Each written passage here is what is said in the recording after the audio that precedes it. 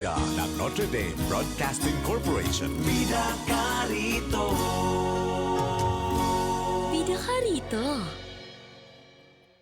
Ang mga pananaw at opinyon na ipinapahayag ng mga tagapagsalita at mga panauhin sa programang ito ay hindi sumasalamin sa polisiya o posisyon ng himpilang ito. Para sa pinakabago at makabuluhang impormasyon at kaalaman mula sa Ministry of Human Settlements and Development, narito na ang programang MHS Delivers. Hatid ng inyong mga tagapaglingkod na information officers na sina Salembay Abdullah at Juwayria bin Emran Muhammad kasama si Hamsari Pala. MHS Delivers, sumasahing papawid upang maiparating sa inyo ang mga dapat ninyong malaman ukol sa mga serbisyong pabahay, regulasyon at hanap buhay para sa bawat pamilyang Bangsamoro.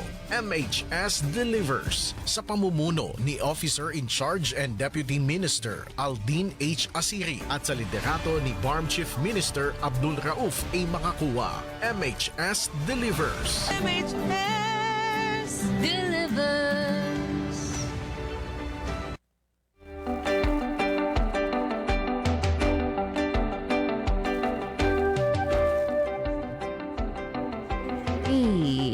And subhanaka la ilma lana illa ma 'allamtana innaka antal alimul hakim. Glory be to you. We have no knowledge except what you have taught us. Verily it is you, the all-knower, the all-wise. Assalamualaikum warahmatullahi ta'ala wabarakatuh. At isang magandang makatahanang umaga po sa ating lahat. Ika-25 ng Hunyo, ika-10 ng Muharram. Sa mga tagapakinig sa DXMS Radio Bida 882 kHz at sa mga nanonood ng live stream sa MHSD Barm Facebook page. Narito muli ang programang MHS Delivers na nagbibigay ng impormasyon at kaalaman mula sa Ministry of Human Settlements and Development ng Bangsamoro Autonomous Region in Muslim Mindanao. Ako po ang inyong lingkod, Bangsamoro Juwayria bin Emran Muhammad, at ito na po ang ika-277 na episodyo ng ating programa na walang ibang hinihiling kundi maggabay, magbigay ng tamang impormasyon na magagamit sa pagpapatakbo ng kabuhayan at pamumuhay.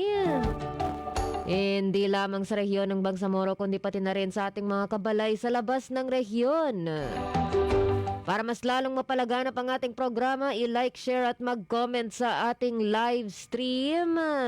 At pwede rin po kayo mag-subscribe sa ating MHSD Barm YouTube channel.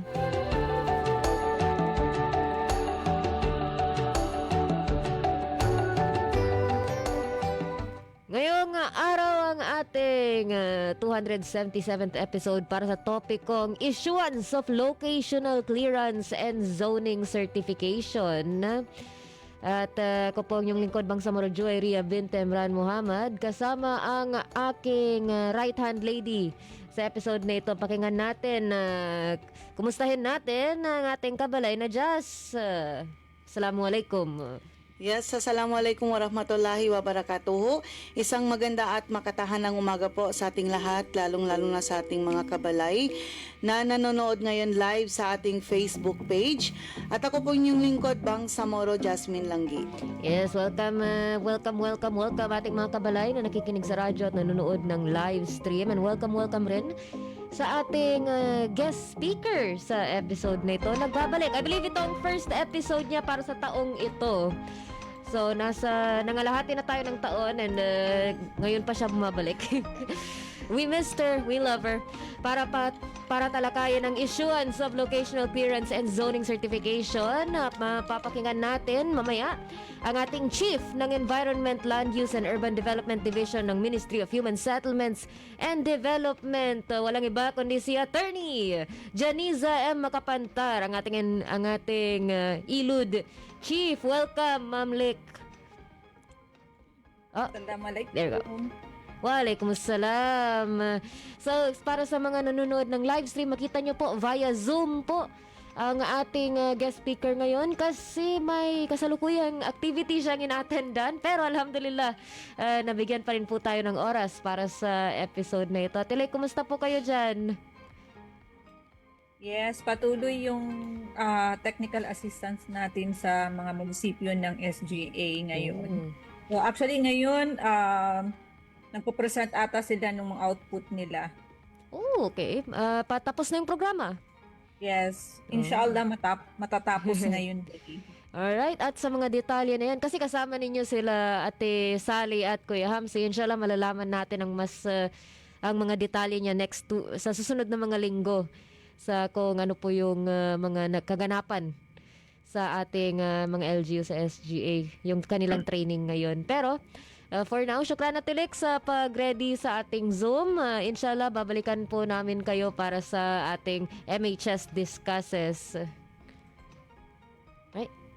Then, okay, so magbabalik po si Atilik maya-maya para sa ating MHS Discusses. Sa ngayon, sa ating mga segmento, mauuna po tayo always sa ating balitaan na susundan ng ating segmentong IPH, Impormasyong Pambahay at Hanap Buhay.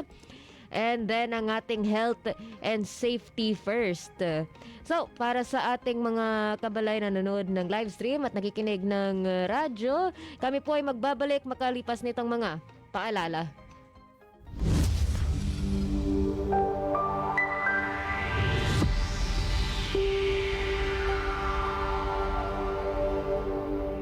Nais niyo bang magsimula ng bagong buhay sa bagong tahanan? Lumipat sa bagong struktura at bagong komunidad? Empleyado ba kayo ng kumpanya, opisina o may matatag na hanap buhay? Narito na ang Ministry of Human Settlements and Development sa pamumuno ni Minister Zaidi C. Ali at sa suporta ni Chief Minister Abdul Rauf Sami Gambar ay makakuha ang proyektong Economic Housing Loan. Katulad ng mga struktura sa Phase 1 at 3 sa may Barangay Kapiton, Dato Odin Sinsuat, kasama ang Phase 2 sa Barangay Samba, Dato Odin Sinsuat, layunin ng Ministry pagpatuloy ang mga proyekto sa Cotabato City, Special Geographic Areas, Maguindanao del Norte at Maguindanao del Sur, pati na rin sa island provinces ng Basilan, Sulu at Tawi-Tawi. Narito ang 9 na requirements na kailangan ipasa para mag-avail ng housing loan.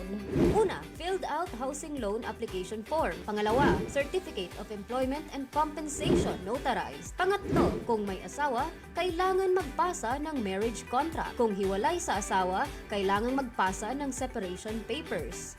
Kung balo naman, kailangan magpasa ng death certificate of spouse. Pang-apat, payroll o payslip. Panlima, proof of billing. Pang-anim, 2 piraso ng 1x1 ID picture. Pang-pito, photocopies ng 2 valid IDs with 3 specimen signature. Kung may asawa, 2 kopya ng IDs na may 3 signatures bawat kopya. Pang-walo, authorization letter na nagpapahintulot sa Pag-ibig Fund na imbestigahan ang beneficiary. At ang huli, pang-siyam, membership status verification slip. Para magpasa ng mga requirements o para sa mga karagdagang impormasyon, maaari kayong mag-chat sa Ministry of Human Settlements and Development, BARM Facebook page, o makipag-ugnayan sa opisina ng Ministry of Human Settlements and Development sa MHSD Regional Office, Bangsamoro Government Center, Rosary Heights 7, Cotabato City.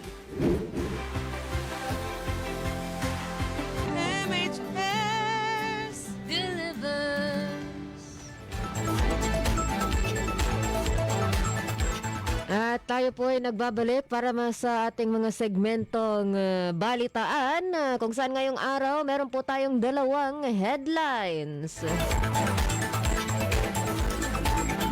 Una sa kanila, LGU, Puna Bayabaw, napaigting ang paghahanda at pag-update ng CLUP at ZO sa tulong teknikal ng MHSD. At MHSD, pinahusay ang kakayahan ng MDN PLUC sa pagsusuri at pag-aproba ng CLUP.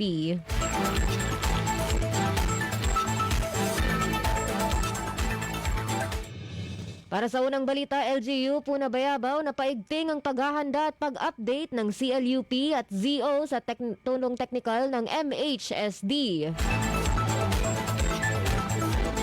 Nagsagawa ang Ministry of Human Settlements and Development, ang housing arm ng BARM, ng Single Approach Technical Assistance para sa Local Government Unit o LGU ng Puna Bayabaw, Lanao del Sur o LDS sa paghahanda at pag-update ng kanilang Comprehensive Land Use Plan o CLUP at Zoning Ordinance o ZO na ginanap noong Hunyo, 8 hanggang 11 ng 2026. Isinagawang aktibidad sa Ragayan Training Center, Marantao, LDS sa pangangasiwa ng Environment, Land Use and Urban Development Division o ILUD. Sa liderato ni Chief Attorney Janiza M. Makapantar, kaakibat ang LDS Provincial Office ng MHSD na pinamumunuan ni Provincial Director Benjamin D. Alangka. Nagbigay inspirasyon at partikular na binati ni Minister Zaidi C. Ali ang mga kinatawan mula sa LGU, ang Municipal Planning and Development Office at lahat ng miyembro ng Technical Working Group o TWG sa kanilang dedikasyon at pangako sa proyekto.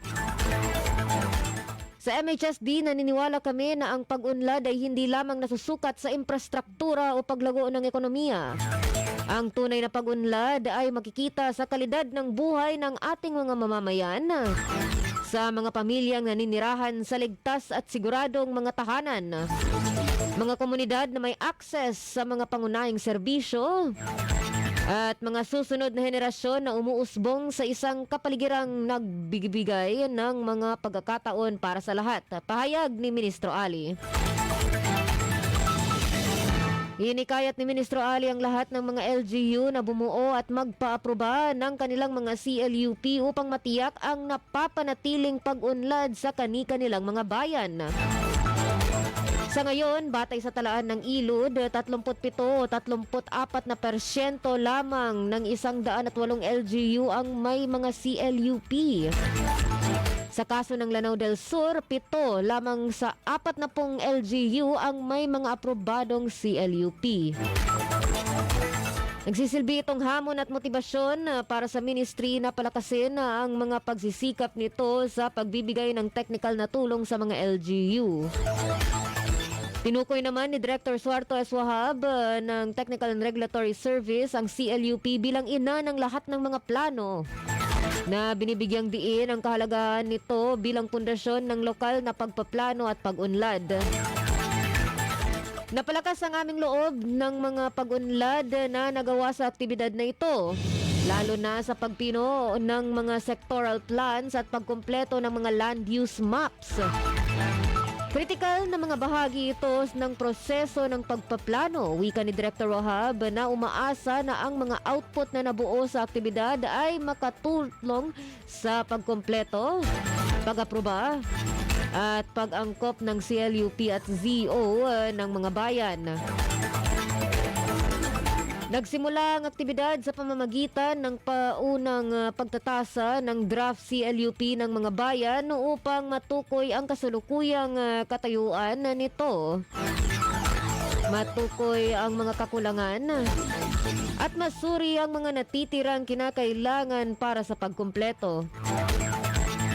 Ang sumunod na 3 araw ay nakatuon sa mga technical na workshop at talakayan na sumaklaw sa mga sektor ng lipunan, ekonomiya at infrastruktura, kabilang ang pagsusuri at pag-update ng mga kaugnay na sectoral data at thematic maps. Sa pagtatapos ng aktibidad, binisita ni Minister Ali, Director Wahab at Director Alangka ang Provincial Planning and Development Coordinator o PPDC na si Engineer Subayda G. Mala sa Provincial Planning and Development Office o PPDO ng LDS Provincial Government. Sa kanilang pulong, tinalakay ng magkabilang panig ang katayuan at pagpapatibay ng Provincial Development and Physical Framework Plan o PDPFP, na binibigyang diin ang kahalagahan nito sa LDS bilang isang mahalagang dokumento sa pagpaplano na nagbibigay ng estratehikong direksyon para sa pangmatagalang paglago at pag-unlad ng probinsya. Ang mga pagsisikap ng ministry sa pagbibigay kapangyarihan sa mga LGU ay nakaangkla sa mahigpit na direktiba ni Chief Minister Abdul Rauf A. Makakua na paigtingin ng pagbabalangkas ng CLUP na naayon sa agenda ng pag-unlad ng gobyerno ng BARM para sa mas matatag na Bangsamoro. Para sa mapayapang pamumuhay at maunlad na pamamahay, ako po ang inyong lingkod Bangsamoro, Joy Ria bint Emran Muhammad, nag-uulat.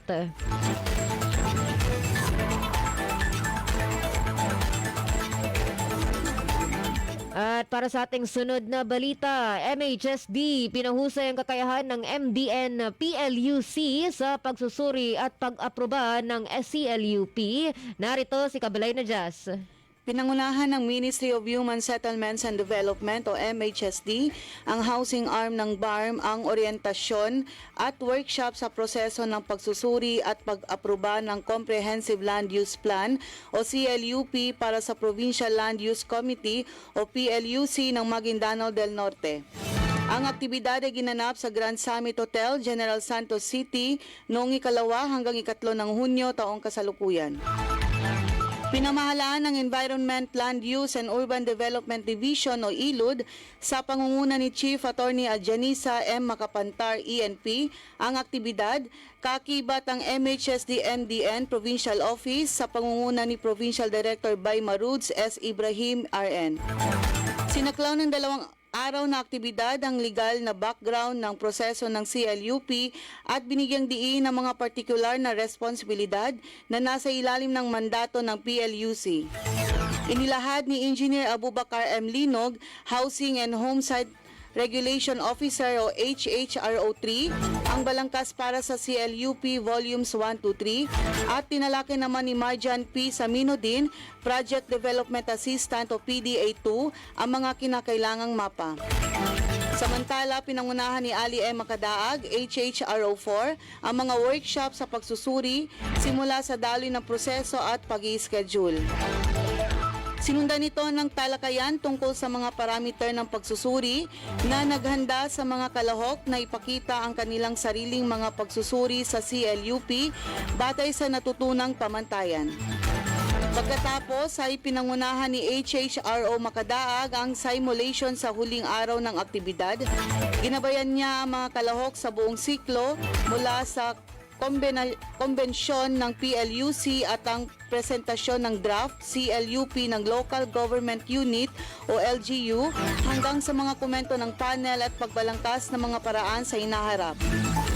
Ang MHSC-MDN ay miyembro ng PLUC na pinamumunuan ni Engineer Fatima U. Bansuan, ENP, Provincial Planning and Development Coordinator, at co-chair naman si Sheila T. Abdul Gani, Provincial Agriculturist.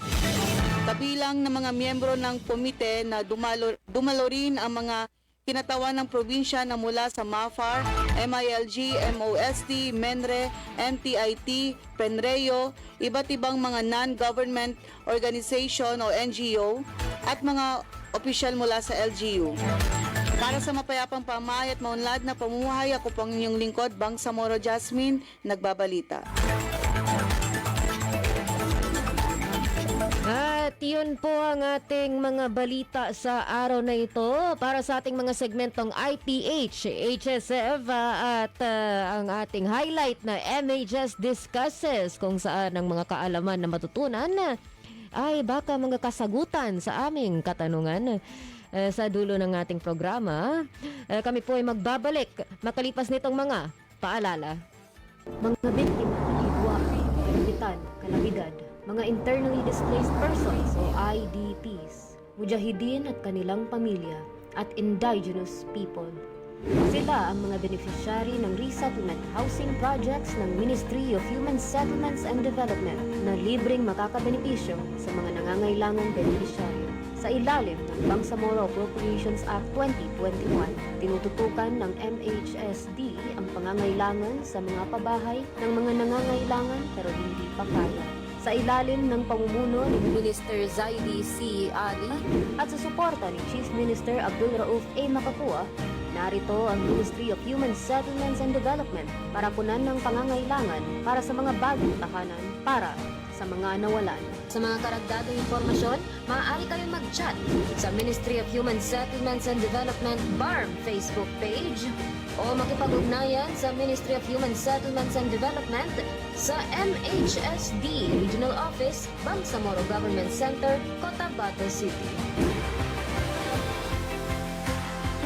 MHS delivers.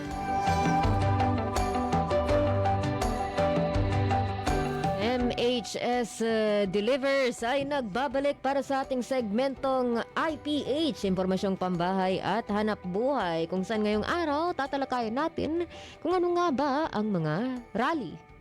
Well, mostly, pag-usapan natin kung paano sila nabubuo.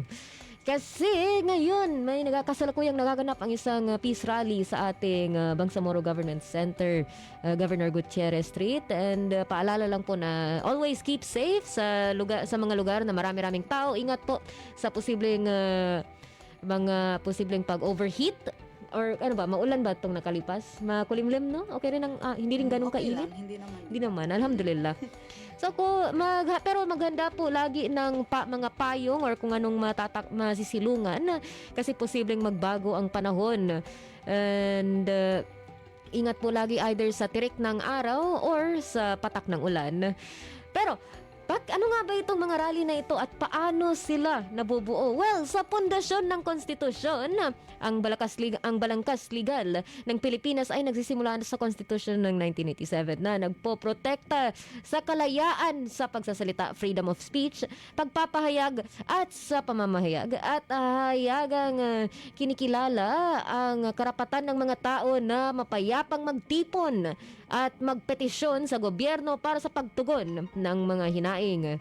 So yun po, nasa legal right po natin na magpulong para sa peaceful protest, kumbaga. Pero nakalaan po siya, nakalaan po siya, maaaring pangasiwaan ng gobyerno ang mga pagtitipon sa pamamagitan ng mga patakaran na oras, lugar at paraan na walang kinikilingan sa nilalaman upang protektahan ang kaligtasan ng publiko, kaligtasan ng publiko, kaayusan ng publiko at ang mga karapatan ng iba't ibang hanggat ang mga paghihigpit ay mahigpit na iginuhit at hindi ginagamit upang supilin ang hindi pagsang-ayon.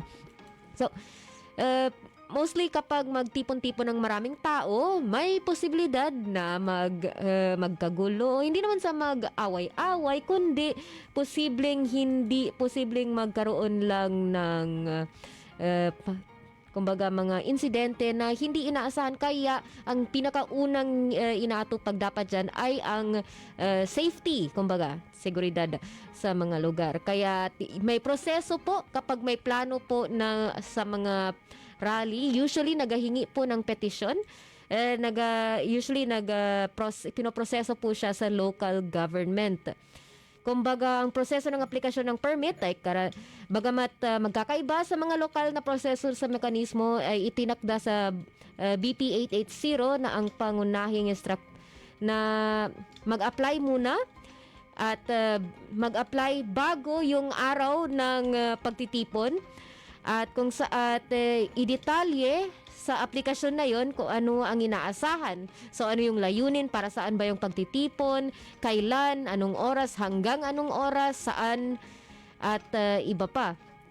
At usually, kung saan po kayo nag-apply nito, sa local government for example, bigyan nila ng, aksyonan nila yan, bigyan nila ng otoridad at mga tao para siguraduhin na secure yung lugar. So for example, kapag sa Governor Gutierrez po yung rally, naka-block yung mga kalsada para hindi nadadaan doon yung mga sasakyan, para hindi maabal, para walang madagdag na insidente kumbaga sa dami ng tao. So sa mga ganitong klaseng pagtitipon na marami-raming tao, hingi lang po is keep safe and mag-ingat po lagi, and inshallah ang mga boses ng mga tao ay maririnig at ma-aksyonan po kung ano po yung hinahangad. Pero sa ating kasalukuyan. Inshallah, stay safe po everyone, and yun po ang ating impormasyong pambahay at hanap buhay. Para naman sa ating health and safety first, sa ngalan ng ating kabalay na Hamsari Pala, narito si Kabalay na Jazz. Yes, sa ngalan ng ating kabalay na si Hamsari Pala, narito po tayo ngayon para sa segmentong Health and Safety First. At ngayon pag-usapan natin ang medyo related sa ating rally, ang paos na boses. O yung sinasabi nating hoarseness. No? Hindi Yes. tayo nag-usap, kabalay na rin, no? So ang paos na boses ay karaniwang nangyayari kapag naiirita, namamaga o napapagod ang vocal cords sa lalamunan. Akin naiirita, napapagod lang. So, may mga karaniwang sanhi ng paos na boses. So, una dyan ay ang viral infection, gaya ng sipon, trangkaso, o iba pang infeksyon sa itaas na daanan ng hangin. Sunod ay sobrang paggamit ng boses, so yung malakas na pagsigaw, mahabang pagkanta o matagal na pagsasalita. Kaya ganun ang boses ni Ate Sally. Akala ko si Hamsari. Pangatlo ay ang acid reflux, so ang tinatawag na gastroesophageal reflux disease, so GERD, kung saan umakyat ang asido mula sa tiyan at nairita ang lalamunan. Pang-apat, allergies at postnasal drip o yung tumutulong sipon sa likod ng lalamunan. Panglima, paninigarilyo o paglanghap ng usok at iba pang irritants. Pang-anim, tuyong hangin o kakulangan sa hydration. At ang panghuli, ang mas bihira, maaaring sanhi ng vocal cord nodules, polyps o iba pang kondisyon sa lalamunan. So para sa ating healthy tips para gumaling ang paos, kung sakaling paos tayo, ay pagpahingain ng boses, bawasan ang pagsasalita kung maaari, iwasan ang pagsigaw at malakas na pagkanta, si Kabalay na Hamsari, at wag ding madalas magbulong o yung whisper dahil maaari rin nitong mapagod ang vocal cords. Yes. Pangalawa, yung minom ng maraming tubig, panatilihing hydrated ang katawan upang hindi matuyo ang lalamunan. Pangatlo, uminom ng mainit-init na inumin, tubig sa labat o yung luya o tsaa na walang sobrang caffeine ay maaaring makatulong sa ginhawa. Pangapat, magmumug ng maligamgam na tubig na may asin kasi maaaring makatulong ito sa iritasyon ng lalamunan. Panglima, iwasan ang paninigarilyo at second-hand smoke kasi ang usok ay nakakadag ng pamamaga at iritasyon. Pang-anim, gumamit ng humidifier kung tuyo ang hangin kasi nakakatulong itong panatilihing mamasa-masa ang daanan ng hangin. At ang panguli ay kung may acid reflux naman tayo, iwasan ang manghang, mamantika at sobrang asim na pagkain at huwag agad humiga pagkatapos kumain. So, Wag maghiga para makakatulong yun sa nakakakuan yun sa boses kapag nakahiga ka after kumakain. So, meron din tayo nitong kailan dapat magpatingin sa doktor.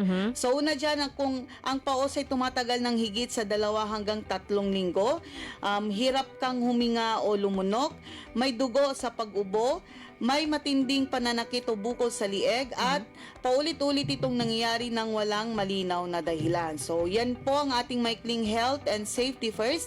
Ako po ang inyong lingkod, Bangsamoro Jasmine. Thank you sa inyong paalala. At yes, maganda nga siya sa ating mga panahon ng rally din sa mga participants natin sa rally na laging siguraduhin na hydrated, kumbaga laging may tubig sa paligid na magpapalamig pareho sa katawan at sa boses nila, lalo para mas marinig ang kanilang mga boses sa ating kumbaga mga advokasya.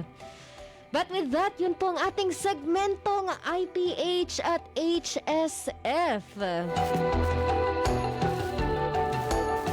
Na ang ibig sabihin ay dumating na po tayo sa ating highlight na segmento na MHS Discusses. Muli, para talakayin ang topikong issuance of locational clearance and zoning certification, mapapakinggan po natin ang ating Chief ng Environment, Land Use and Urban Development Division, lang iba kundi si Attorney Janiza M. Makapantar. Welcome back po, Ate Lick.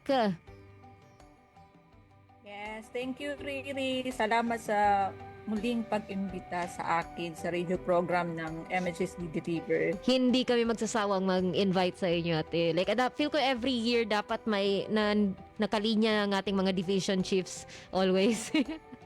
Para hindi ako ang nai-interview dito parati, no? Kasama natin yung mga divisions. Yes. Inshallah. So, kapag magtaka ang ating mga division heads, bakit sila nakalista? Ito na, in-endorse na kayo ni Ate Lick. But, Abangan natin si Derek. inshallah. Pero for now, speaking of divisions, kumusta po ang ating Ilud division? Kumusta po kayo dyan? Yes, yun nga. Ngayong year, grabe ka busy ang environment, land use, and urban development. No? Tuloy-tuloy yung mga programs namin. Naghahabol kami ng targets actually. Last week, yung binalitan nyo na, nag-single approach kami sa Lanao, then nag-PILOC capacity and orientation sa ating PILOC sa MDN. Then last week, nag-provide din tayo ng technical assistance sa province ng Tawi-Tawi. And ngayon na naman is technical assistance na naman sa municipalities ng SGA for the formulation ng kanilang comprehensive land use plan. So, busy Sunod-sunod ang masyado travel. Yes, sunod-sunod. And then may mga monitoring pa na ginawa yung mga staff natin from the ILUD, no? Kaya super kapoy ang mga staff natin. Yes. Napapagod pero dapat tuloy-tuloy yung trabaho. Amen. Para sa Bangsamoro. Kaya actually gusto ni Ate Lick sana in person siya ngayon sa ating episode. Pero dahil nga tuloy-tuloy yung activities nila, via Zoom na lang po siya sa ating radio program ngayong episode na ito. I believe kasama niya po ang ating kabalay na Ate Sally at kabalay na Kuya Hamsi para sa kanilang programa. And inshallah, malalaman natin ng mas detalyado ang SGA activity nila. Pero for now, ang topic natin ay ang issuance of locational clearance and zoning certification. Now, for context, isa ito sa mga kumbaga devolved functions sa ating local government units. Pero para sa mga first time marinig ang mga terms na ito, ano po itong locational clearance at bakit siya kailangan? Sino ang mga kumukuha sa mga ganitong klaseng clearance, kumbaga? Okay. Actually, itong pagkuha ng locational clearance and zoning certificate, no, it is devolved sa ating mga LGU. Dapat sila yung nagbibigay or nag-i-issue nitong locational clearance and zoning certification. Pero nakapaloob doon sa Executive Order 72 na pag walang comprehensive land use plan ng isang LGU, it is the HLURB or yung DSUD dati ang mag-i-issue ng locational clearance.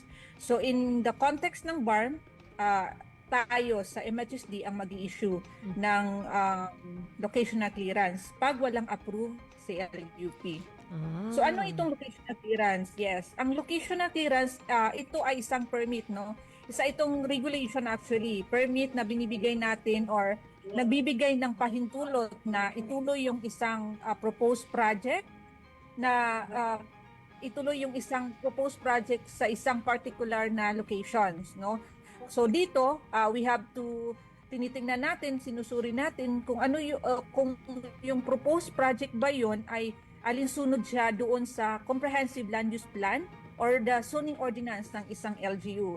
So kailangan bago makakuha ng mga building permits, no? At iba pang development permit, mayroon muna tayong locational clearance. So dito din sa locational clearance, pwedeng i-approve natin or i-deny depende doon sa pag-comply ng project. So may mga requirement tayo doon sa pag-issue ng locational clearance. So let's say sa CLUP nabanggit na ang location A is an agricultural zone. So kung may mag-apply bigla na magpatayo siya ng factory doon or kumbaga commercial pwede natin i-deny yun. Or Yes. pwede yun ma-deny na request kasi mali yung lugar na pagtatayuan nila. Yes. So para masigurado natin no na yung ipapatayo nating mga infrastructure is maayos, safety sa atin at sa community. Alright. So, nabanggit niyo po yung dalawa, locational clearance at zoning certification. Ano po ang diferensya ng dalawa na iyon? Para mas maintindihan kung bakit importante sila sa magkahiwalay. Okay, doon naman sa zoning certification, no, ito is certification lang na nagsasabi na itong land na ito yung zoning classification niya or ito yung land use designation ng isang lupa. So certification lang siya na nagsasabi na itong lupa na ito ay residential, commercial, agricultural, or industrial at iba pa. Yun yung niya, pagkaiba niya. Then karaniwan karaniwang kinakailangan yung pag-issue natin ng zoning certification doon sa mga land transaction natin pagbibili ka ng lupa or doon sa loan application ng isang lupa. Kasi diyan sa zoning certification makikita mo diyan yung value kung anong amount or magkano ba yung lupa na yan. May nakalagay diyan, no? And yes, so dito sa zoning certification, walang approval or denial ng proyekto, no? So nagbibigay lamang siya ng information tungkol doon sa zoning ng isang lupa. So yun yung pagkaiba niya. So kumbaga mauna ang zoning certification bago ang locational clearance. Yes, or pwedeng sabay sila kunin. Okay. So posibleng wala pang certification yung lugar. So nung nag-apply sila ng locational clearance, sinabay na lang yung pagkakuha ng ZO. Certification, ZC. Alright then. Mabigat ito na responsibilidad para sa LGU. So lalo na ang MHSD na sa regional level siya na nag-handle. Ano po ang estratehiya o tulong ng MHSD para may bahagi ang gawain na ito? Ano po ang ginagawa ng MHSD para matulungan ng LGU na mas ma-practice ito sa side nila? Okay. Actually, talagang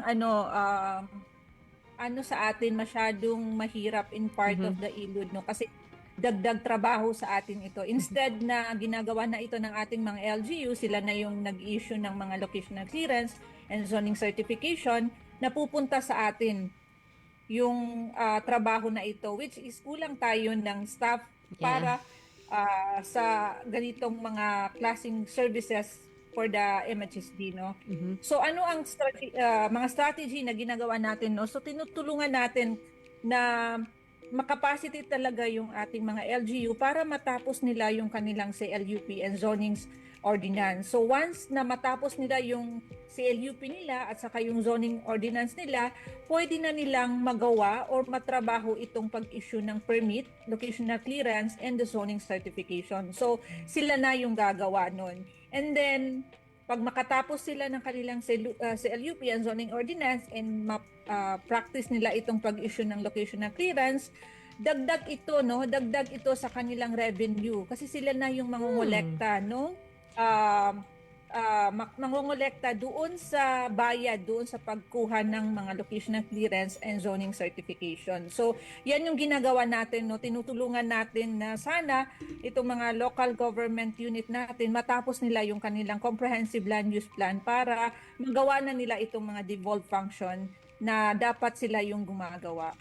Then, for transparency din, ito yung mga lesser known na income generations ng MHSD. Kasi usually, kapag sabing income generation, yung mga tumatanggap ng pera ang MHSD para sa mga processes, isa sa kanila is housing loan, yun ang pinakaalam sa MHSD.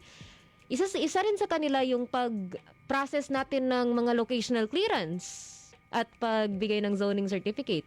Which is... yes, actually, income revenue ito kasi may kaakibat once na you apply for the locational clearance, mayroon tayong schedule of fee na kung mag-a-apply ka ng isang gasoline station, no? So may mga amount yan na dapat bayaran ng isang applicant. Nakadepende sa kung anong ina-applyan nila.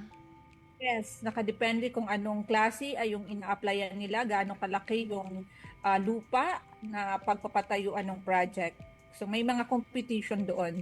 Right. Then, so actually one example, no, dati sa municipality of Parang nung wala pa silang kakayahan gawin yung pag-issue ng permit, sa atin from the MHSD sila pinapakuha nila yung mga nagpapatayo ng mga project sa kanilang munisipyo.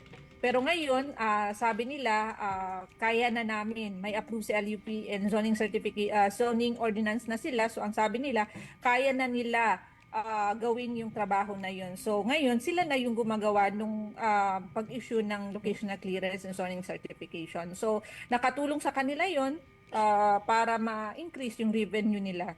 Nice. Kanilang lugar. Good for them. Yes. So, Yeah. and inshallah, susunod ang iba pa nating LG. We have, this is per municipality, no, na responsibility.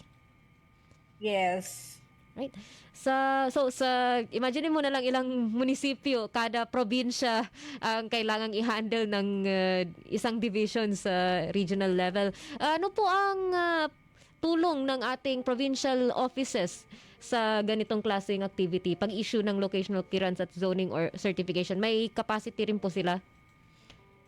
Actually, sa regional office ni kakapacitate natin yung ating mga HHRO, no, dito sa mga devolved functions, since as of the moment, maraming LGU ang wala pang si LUP and sa atin nag-a-apply yung mga LGU na yan. So ang ginagawa sa provincial office, sila yung first tumitingin doon sa mga requirements ng pag-issue ng locational clearance, and then pino-forward or ini-endorse nila sa regional office. Kasi it is the regional office ang nagbibigay ng locational clearance and zoning certification.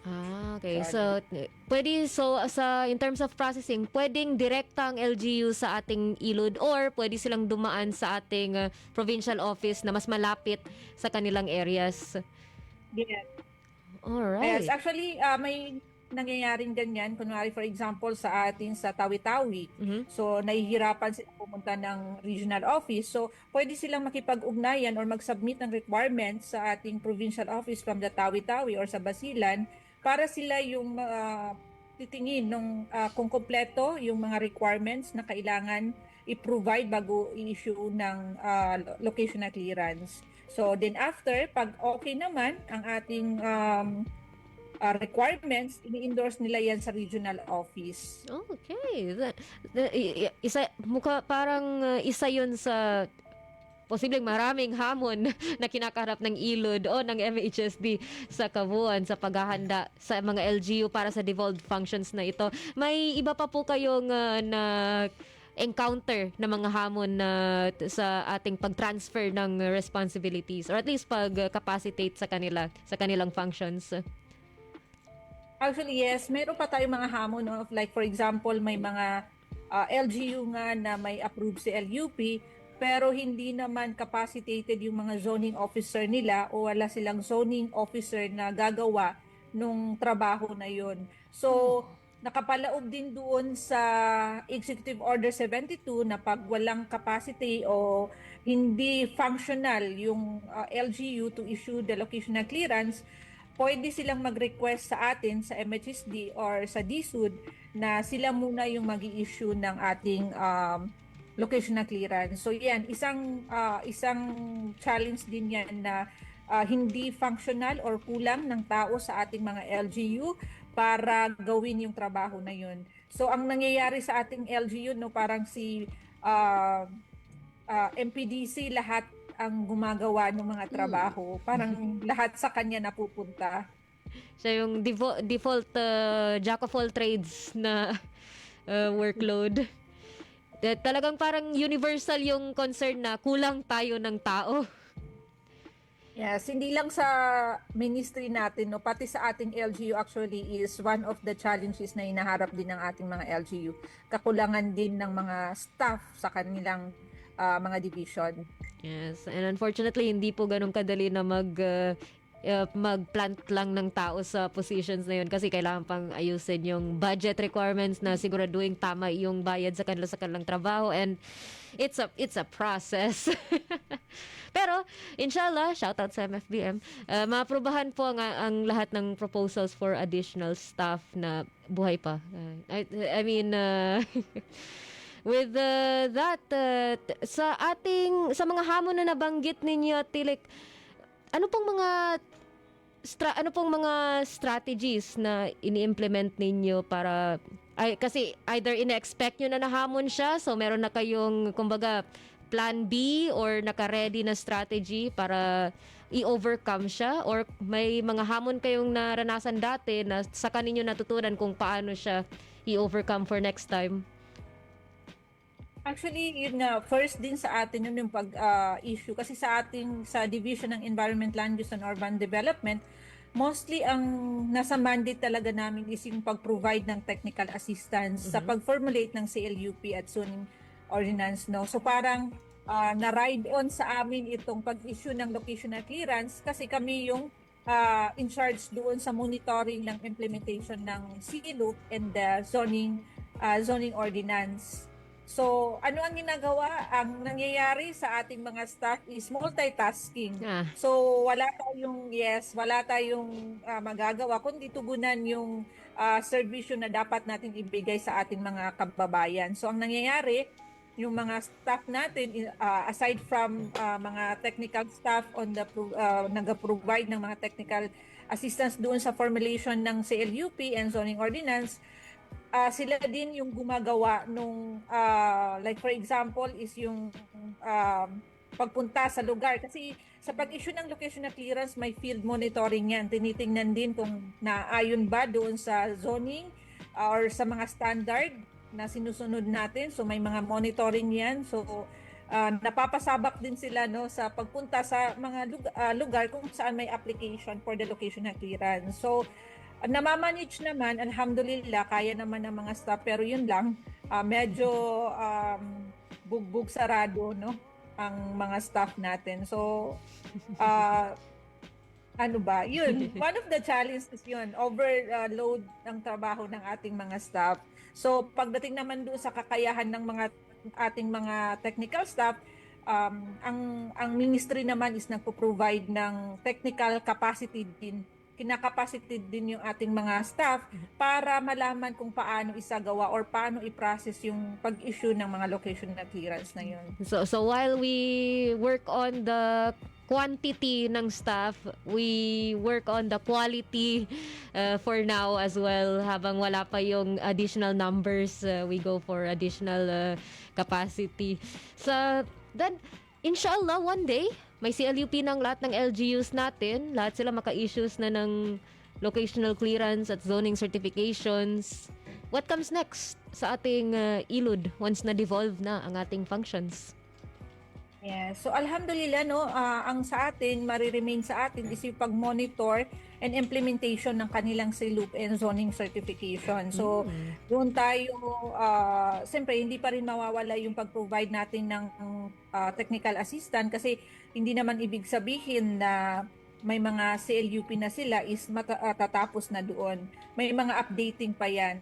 So every in-update nila yung kanilang mga CLUP. So tuloy-tuloy pa rin yung pagbibigay natin ng technical assistance, and doon naman sa may mga CLUP, tuloy-tuloy yung pag-monitor natin doon sa pag-implement nila ng kanilang CLUP and zoning ordinance. Inshallah. At least kapag inshallah maabot natin yun, mas konti na ang load, kumbaga.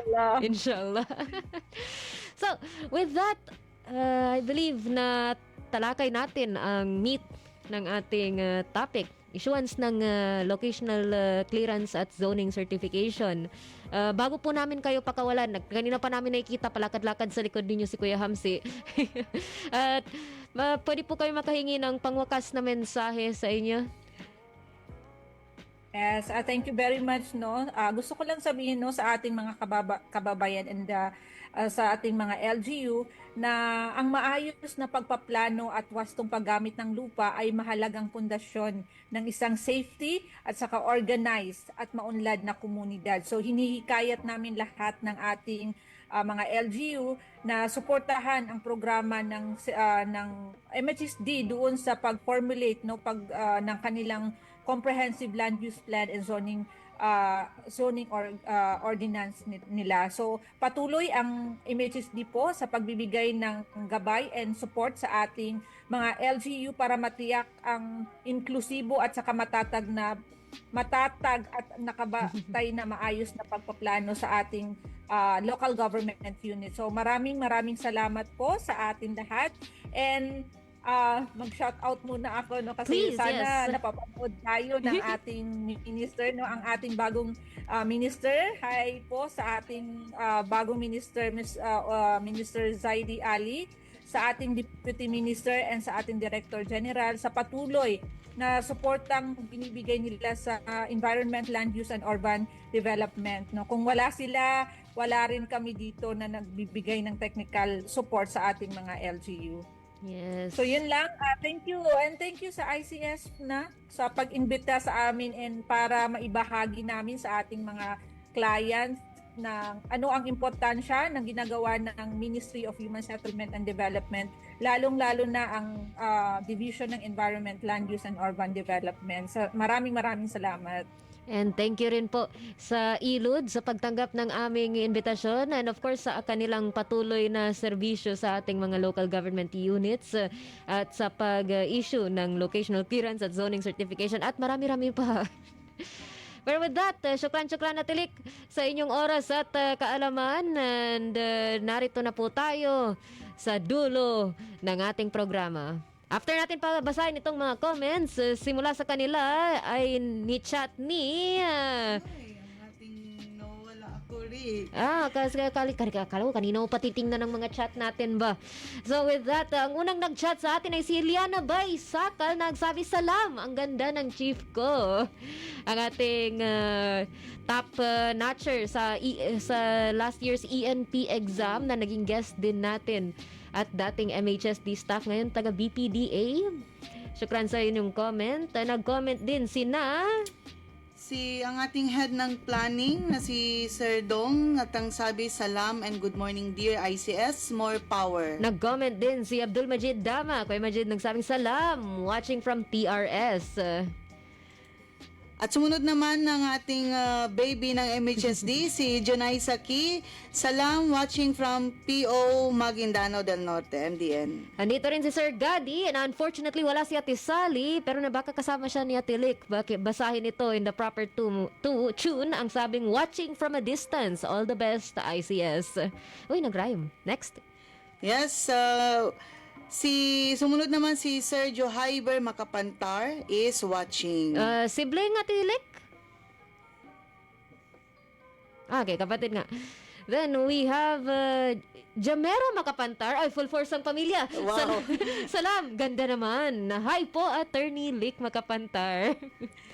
Sumunod May naman mga si fans. Michelle Lenovo Loyal, at ang loyal. sabi, "Pretty Attorney Lick." Watching here at Soxargen, I believe ang meaning yan. Okay. Nang sabing, Maybe. "Willing po mag-assist si Ma'am Michelle Lenovo in drafting LGU's CLUP." And with... Sinundan niya ng kasi tao ni Mayor, hinahire nila kahit well-experienced. And with that, yun po ang Very. ating segment na ang ating mga chats. At dito na po tayo. May nag-chat si Ate Sally. Yes. She says... Wala naman. Nagsabi lang pala dito, watching ang ating head ng ating ICS, si Ma'am Salembay Abdullah. Shout out po. Of course. We also have pahabol, our engineer, Fatma Sangkopan. Assalamualaikum po, watching from PSA Barm. Ay, wait. Is that our Fatma? Or baka nasa Yes, PSA? yes. Okay. From Med. Nasa PSA lang siguro siya. Mm-mm. And we have, naghahabol sila. Ngayon na nakita nang binabasa sila ni Atilik. Next. Si Sarah, ang sabi, "Assalamualaikum, watching from PSA po." Nandun sila lahat sa PSA. Yes. Nandito rin si Sir Alexis Beltran. Pa-shoutout team Bantfam ng TRS. What is Bantfam? Is this pickleball? Pickleball reference Maybe. ba ito? And meron pa? May pahabol pa Wala kayo? na ako Please, nakikita wag na. dito. Next episode naman kayo mag-comment. Magpapakinggan natin, inshallah, ang bagong chief ng Policy Development and Coordination Division. May training sila. Okay, may training sila sa PSA. Okay. Lunch time din bitaw, so talagang may break sila. Syukran sa paggamit ng lunch break ninyo sa pagpanood at pagsuporta sa ating MHS Delivers. Habang nakikinig kayo, baka gusto nyong sumali sa ating segmentong KKK kung saan ang inyong kasagutan sa aming katanungan ukol sa kaalaman ng ating programang posibleng magpapanalo sa inyo ng 100 peso load. Ipadala lamang ang tamang sagot sa numerong 0955-799-4778. Muli, 0955-799-4778. So, kung kayo po ay nakinig sa ating programa, malalaman ninyo ang kasagutan sa aming katanungan, which is, first off, also, assalamualaikum Matisal. Sabi, mga beauties and brains. Talaga. Dapat talaga. Yes, hindi ko alam gaano kalaki ang beauty at gaano kalaki ang brains. Pero thank you, I do have those. But with that, first question, para sa pagkakataong manalo ng 100 peso load, ano ang kulang sa LGU kaya hindi sila maka-issue ng locational clearance? Second question, anong antas ng LGU? Barangay, bayan, city, regional, national ang nagbibigay ng locational clearance?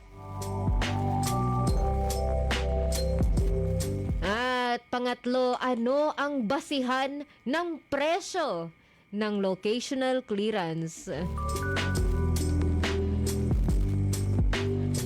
Muli, ang ating unang tanong, ano ang kulang sa LGU kaya hindi sila maka-issue ng locational clearance? Kahit mga letra lang ang i-send nyo sa akin, hindi yung buong ibig sabihin nung shortcut niya. Kahit shortcut lang, kumbaga.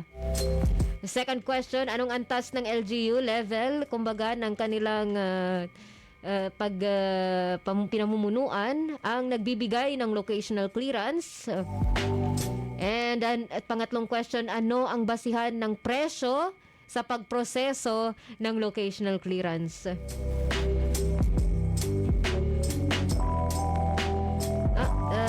Jazz, may pahabol si Atiliana, ang sabi. At ang sabi ni Ma'am Lai, shout out from PSA also. Salam po mga kabalay.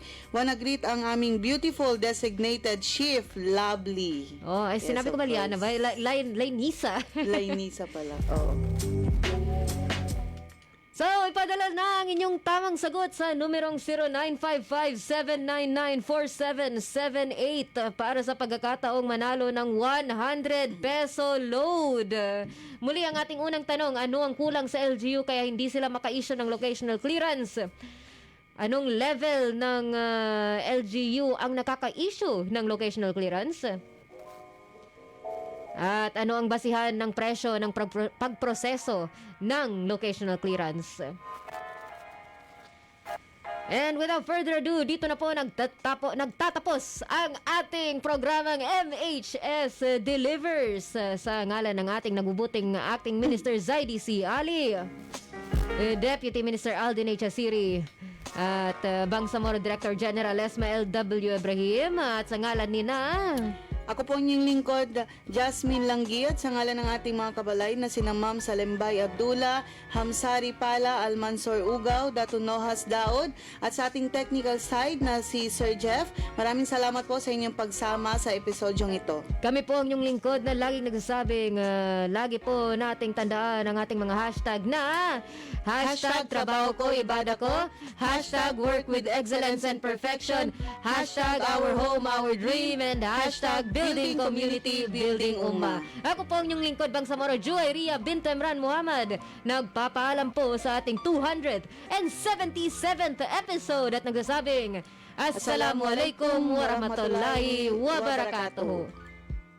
Sumainyo ang programang MHS Delivers mula sa inyong mga kabalay na tagapagbigay impormasyon ukol sa mga tulong at serbisyong teknikal, pabahay at hanap buhay para sa bawat pamilyang Bangsamoro. MHS Delivers at sa liderato ni BARM Chief Minister Abdul Rauf A. Makakuwa. MHS Delivers.